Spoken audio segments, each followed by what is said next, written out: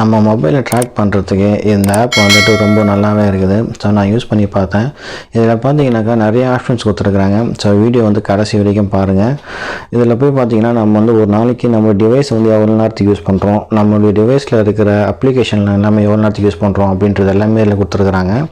So இப்போ இது எல்லாமே நம்ம ஒன்று ஒன்றுவா பார்க்கலாம்.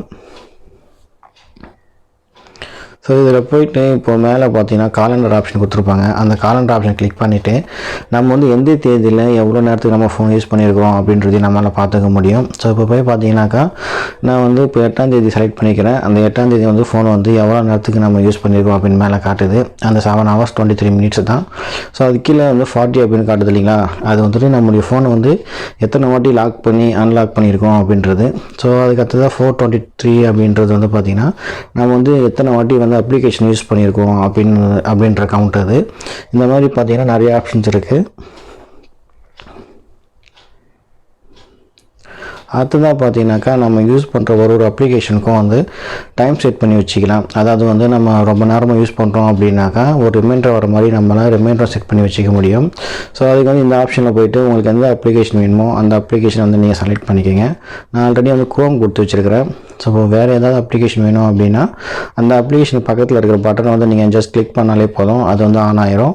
அது இல்லாமல் அந்த செட்டிங்ஸ் கிளிக் பண்ணிங்க அப்படின்னா எவ்வளோ நேரத்துக்கு அப்புறம் நோட்டிஃபிகேஷன் வரணுமோ அந்த நோட்டிஃபிகேஷன் டைமையும் நம்ம இதில் செட் பண்ணிக்க முடியும். ஸோ இது வந்து பார்த்திங்கன்னா நம்மளுடைய அப்ளிகேஷன் மட்டும் இல்லை, நம்மளுடைய டிவைஸ்க்கும் நம்ம இந்த மாதிரி ரிமைண்டர் செட் பண்ணிக்கலாம். ஸோ கீழே இருக்கிற அந்த டிவைஸ் யூசேஜ் வந்து கிளிக் பண்ணிக்கோங்க.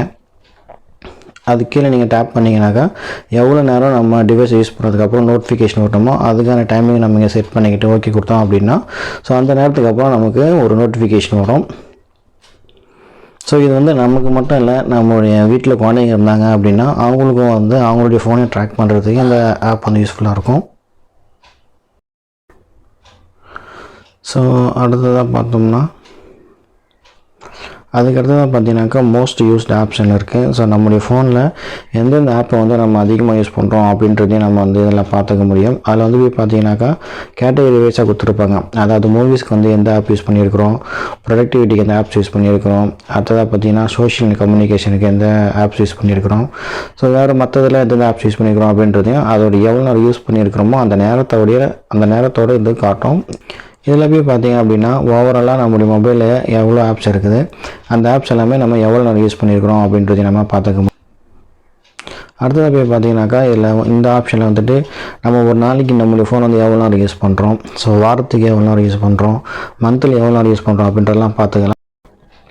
இந்த காலண்டர் ஆப்ஷனில் போய் பார்த்தீங்க அப்படின்னாக்கா எந்த டேட்டில் நீங்கள் உங்களுடைய ஃபோனை யூசேஜ் செக் பண்ணணுமோ அந்த பர்டிகுலர் டேட்டை மட்டும் நீங்கள் எதுவுமே கிளிக் பண்ணி நீங்கள் செக் பண்ணிக்கலாம்.